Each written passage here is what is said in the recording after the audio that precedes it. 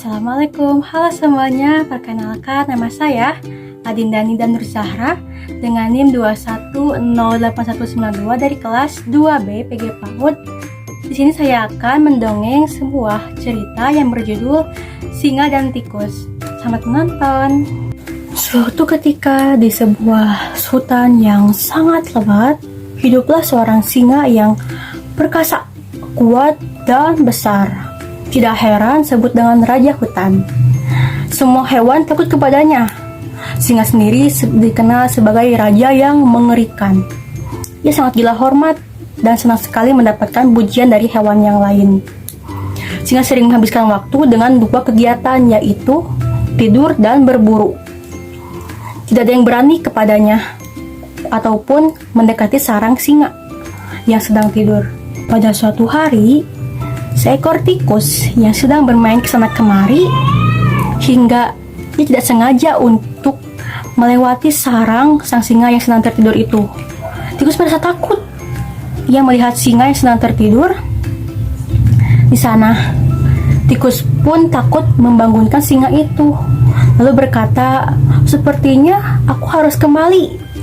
Tempat ini sangat berbahaya," pikir si tikus. Tiba saat tikus berniat untuk berlari, dan suara kaki tikus itu terdengar oleh sang singa. Sang singa itu terbangun dan dia sangat geram ketika melihat tikus itu berada di wilayah miliknya, apalagi sampai mengganggu tidurnya. Singa ini sangat marah besar ketika melihat sang tikus, seekor hewan kecil yang berani-beraninya untuk membangunkan seekor singa ini. Lalu dengan sigap singa itu menangkap tikus ini dengan tangannya. Lalu tikus tidak dapat menghindar. Akhirnya tertangkaplah oleh singa. Lalu singa berkata, "Berani-beraninya kamu telah mengganggu tidurku. Maafkan aku, Tuan. Aku tidak maksud untuk itu. Aku tidak sengaja masuk ke wilayahmu dan berniat untuk meninggalkan tempat ini," jawab tikus kecil yang ketakutan. "Maaf," katamu. "Kau pikir aku akan memaafkanmu begitu saja? Aku ini sang raja.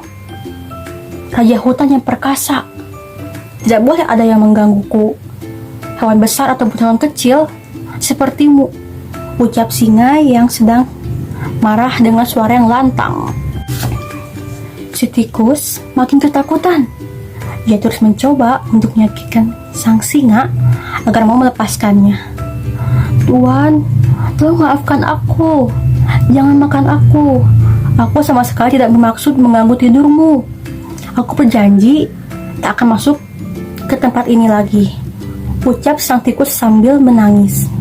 "Diam. Sudah aku bilang aku tidak akan memaafkanmu.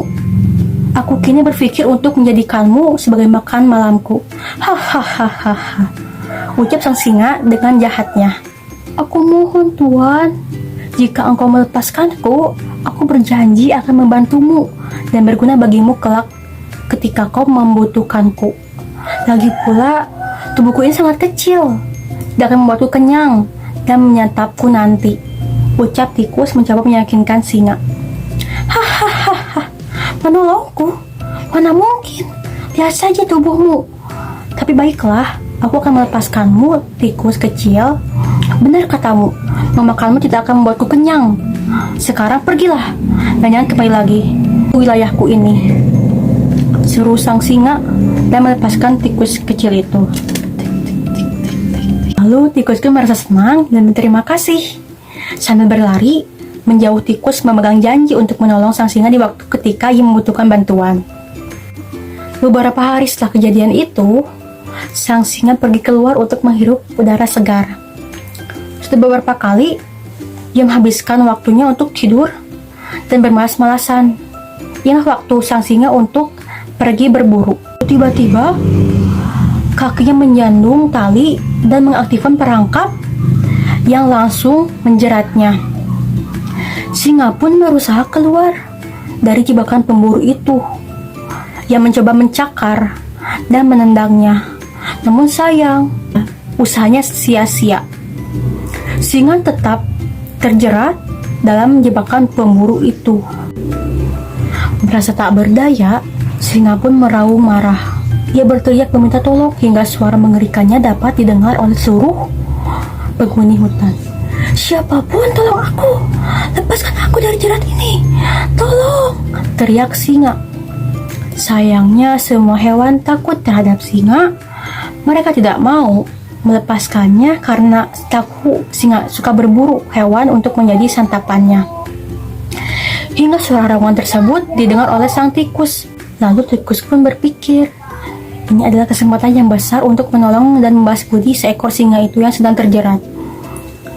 Tikus pun berlari untuk melihat seekor singa tersebut dan berkata, "Tuan, apakah kamu baik-baik saja? Aku akan menolongmu," ucap tikus.